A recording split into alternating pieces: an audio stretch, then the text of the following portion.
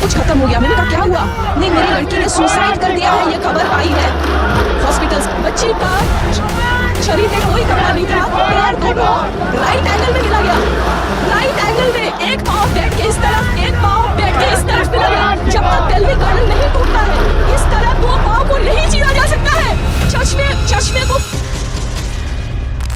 क्या इंसान ऐसा मानते हैं कि डॉक्टर भगवान का रूप होते हैं? अगर इंसान ऐसा सच में मानते तो 9 अगस्त को एक 31 साल की ट्रेनी डॉक्टर जी अपने घर पे जा सकती, परिवार के साथ बैठ सकती, बातें कर सकती, हंस सकती। पर अफसोस ये है कि बहुत से इंसान ऐसा नहीं मानते।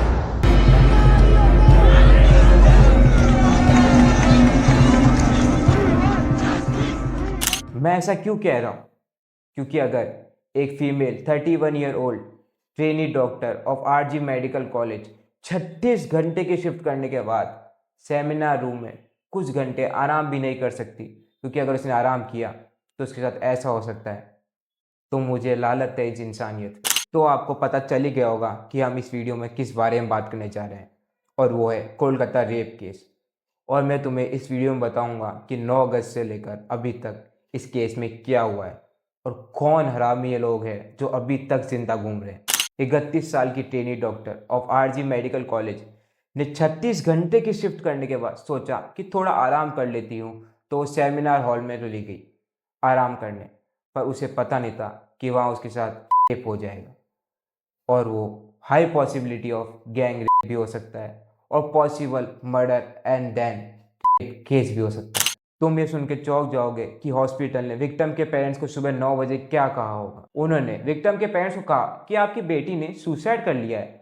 और जब पेरेंट्स सुबह आए और उन्होंने बोला कि हमें हमारी बेटी की बॉडी देखनी है, तो हॉस्पिटल ने उन्हें करीब 4 घंटे वेट करवाए। नहीं, मेरी लड़की ने सुसाइड कर दिया है, ये खबर आई है, हमको 3 घंटा खड़े रखा। इस ऑटोप्सी रिपोर्ट से ये तो तय हो गया था कि ये एक रेप केस है, ना कि सुसाइड। तो फिर हॉस्पिटल वालों ने झूठ क्यों बोला कि ये एक सुसाइड केस है? पेरेंट्स को इतना वेट क्यों करवाया? ये ऑटोप्सी रिपोर्ट इतनी दर्दनाक है कि मैं पढ़ भी नहीं पाऊंगा इस केस में अभी तक एक अक्यूज को पकड़ा गया है, जो है संजय रॉय, जो सच में इंसान के रूप में दरिंदा है, दरिंदा जानवर साला।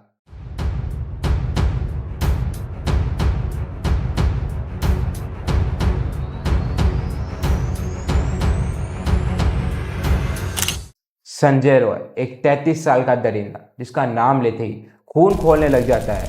वो एक नॉर्मल सिविल वॉलंटियर होने के बाद भी हॉस्पिटल में कैसे घूम रहा है? उसके पास हॉस्पिटल के सारे एक्सेस कैसे हैं? ये सोचो। पुलिस की रिपोर्ट्स के हिसाब से उस रात संजय रॉय सेमिनार रूम के आसपास भी घूम रहा था। उसके हेडफोन्स क्राइम सीन से मिले थे, और वो पेशेंट्स के पेरेंट्स से ब्राइड भी लेता था हॉस्पिटल में रूम दिलाने के लिए। संजय रॉय, जिसकी हिस्ट्री ही वॉयलेंस और दरिंदेपन से भरी हुई है, इसकी 4 बार शादी हो चुकी है और चारों बार का डिवोर्स का रीजन वुमेन वॉयलेंस था। आप उनकी सास हैं। 2 साल हुआ था, उसमें बीमार गिरा, मारा धारा, बीमार गिरा, 3 महीना का पेट में बच्चा था, वो भी खराब किया। तुम ये सुन के चौंक जाओगे कि ये आदमी रेप इंसिडेंट के बाद सीधा चला गया आराम से सोने, जैसे कुछ हुआ ही नहीं हो, जैसे इसको पता हो कि इसे बचाने वाले तो बहुत हैं। और इससे भी ज्यादा शॉकिंग बात तो यह है कि ये आदमी पुलिस बैरिकेड्स में सोने जा रहा था आराम से, जैसे कुछ हुआ ही ना हो। पुलिस की रिपोर्ट्स के हिसाब से ये एक गैंग है। तुम्हारे खून खोल जाएगा सुन के कि संजय रॉय जैसे और भी दरिंदे हैं इस दुनिया में जिन्हें पकड़ना बाकी है, जो खुले घूम रहे हैं और उन्हें लग रहा है कि वो बच जाएंगे, क्योंकि क्राइम सीन के आसपास के कैमरे डिस्ट्रॉय कर दिए गए। एक साफ रेप केस को सुसाइड में बदलने की कोशिश करी गई, और तो और क्राइम सीन के आसपास रेनोवेशन तक चालू हो गया, और कुछ लोगों ने मिलकर आरजी मेडिकल कॉलेज पे हमला कर दिया, उनके डॉक्टर्स पे हमला कर दिया, उसके हॉस्पिटल को डिस्ट्रॉय करने की भी कोशिश करी गई।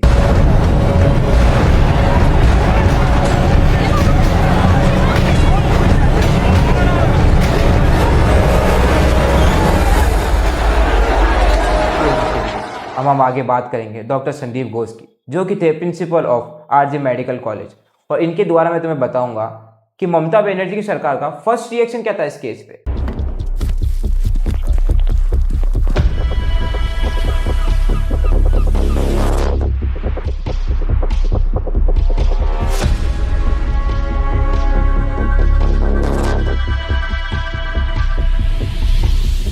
डॉक्टर संदीप घोष, जो बच्चों से ब्राइड लेते थे, बच्चों को अल्कोहल तक प्रोवाइड कराते थे, बच्चों से डोनेशन लेते थे।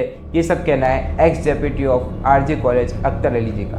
वो बहुत ही करप्टेड आदमी है। वो आर्टिकल मेडिकल कॉलेज में स्टूडेंट लोगों को फेल कराना, टेंडर ऑर्डर देकर के 20% कमीशन लेना, और ये हॉस्टल वगैरह अलॉटमेंट में पैसा लेना, और स्टाफ सिलेक्शन कमीशन, मतलब आर्टिकल में जो भी काम होता था, पोस्टिंग हो, ट्रांसफर हो, हाउस स्टाफशिप हो, सब जगह वो पैसा खाते थे। सिर्फ यही नहीं, गेस्ट हाउस में जूनियर जो स्टूडेंट हैं उन लोगों को बैठ करके शराब वगैरह पिलाते थे और उन स्टूडेंट लोगों से आंदोलन भी करवाते थे। मतलब एक माफिया राजा बोल सकते हैं। मैंने अपने पूरे कैरियर में इतना गंदा इंसान नहीं देखा। घोष जी के हिसाब से इस पूरे इंसिडेंट पता है क्या कहना है कि उस विक्टिम को वहां जाना ही नहीं चाहिए था सेमिनार रूप पे इतनी रात को। मतलब ये आदमी ये सब पब्लिक के बोल तो रहा है, पर ऐसी चीजें, गंदी चीजें सोच भी रहा है। मतलब इसकी सोच कितनी छोटी है, मतलब सोच कैसे सकता है ये सब चीजें। हिम्मत देखो इसकी, ये बोल रहा है। ये बोलने के बाद, बहुत प्रेशर आने के बाद इस कीचड़ ने रिजाइन तो कर दिया, पर आप ये सुन के चौंक जाओगे कि ममता बनर्जी की सरकार ने 8 से 10 घंटे के अंदर इस कीचड़ को नई जॉब प्रोवाइड कर दी, और वो थी principal of Calcutta national medical college. ये सरकार ऐसी है कि अगर कोई आदमी as a meme AI use करके इनके लीडर की डांस वीडियो बना देगा तो ये उसे अरेस्ट करने की धमकियां देने लग जाएंगे। पर अगर कोई आदमी इतनी घिनौनी बात कर देगा तो ये उसे कुछ नहीं कहेंगे और एक नई जॉब प्रोवाइड करा देंगे।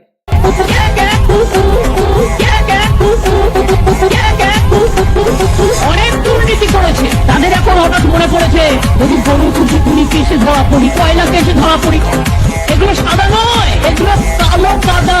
গরু কালো কাদা, গরু কালো কাদা, এগুলো কি কালো কাদা। দেখি হাম্বা হাম্বা রাম্বা রাম্বা কাম্বা কাম্বা কাম্বা কাম্বা বুম্বা বুম্বা বুম্বা বুম্বা বাম্বা বাম্বা গরু। और कुछ समय बाद ममता जी ट्वीट करती है कि वो भी चाहती है कि अक्यूज, जितने भी अक्यूज है, उन सबको कड़ी से कड़ी सजा मिले। और मतलब इसके बाद थोड़ा वायलेंस और बढ़ गया था और लोगों का ऑफ कोर्स भरोसा उड़ गया था सरकार से और पुलिस वालों से। तो हाई कोर्ट आती है और वो बोलती है कि तुरंत CBI जांच बैठनी चाहिए इस केस पे। लोग पहले ही दिन से CBI जांच क्यों चाहते थे, कोलकाता पुलिस पे भरोसा क्यों नहीं कर रहे थे, ये तुम्हें मैंने इस वीडियो को थोड़ा पहले ही बता दिया और तुम समझ गए होंगे ऐसा क्यों है।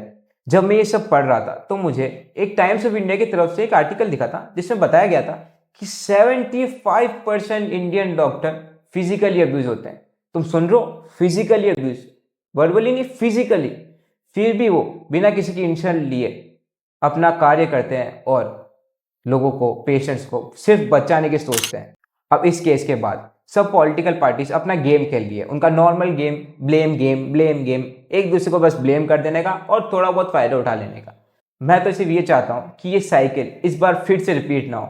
इस बार हम लोग बिल्कुल चुप नहीं बैठेंगे और चाहे कुछ भी हो जाए, या तो सरकार इधर हो जाए या उधर हो जाए, इस बार न्याय मिलके रहेगा। सब अपनी वीडियो के आखिर में सॉल्यूशंस बताते हैं कि ऐसा करो, वैसा करो, वैसा करो, पर मेरे हिसाब से इसका एक ही सॉल्यूशन है, स्ट्रिक्ट लॉस। मतलब इंडियन गवर्नमेंट का लॉ इतना स्ट्रिक्ट है कि तुम्हें क्या ही बताऊं। एक लेटेस्ट न्यूज़ बताता हूं, एक लेटेस्ट एग्जांपल देता हूं। राम रहीम, जिसको बार बार बेल मिल जाती है, उसको भी फिर से बेल मिल गई। एक इतना हाई प्रोफाइल केस को गवर्नमेंट इतनी बेल क्यों दे रही है? ये स्ट्रिक्ट लॉज है इंडिया के। इस आदमी को 2020 से लेकर अगस्त 2024 तक 252 दिन तक की बेल मिल चुकी है। मतलब करीब करीब 4 साल के अंदर 10 महीने की बेल मिल चुकी है इससे। ये है स्ट्रिक्ट लॉज इंडिया के। मतलब इस आदमी की जब इच्छा हो जब बेल, जब इच्छा हो जब जेल। जेल को तो मजाक बना रखा है इन लोगों ने। यार ऐसे लोगों को बेल मिल ही क्यों रही है, हमको समझ में नहीं आ रहा है। इनको क्या ही करना है बाहर, सट जाना चाहिए इनको अंदर। पहले लोग इंडिया को सोने की चिड़िया जरूर कहा करते हो, पर अब अंधी चिड़िया कहलाने से पहले सोचेंगे नहीं।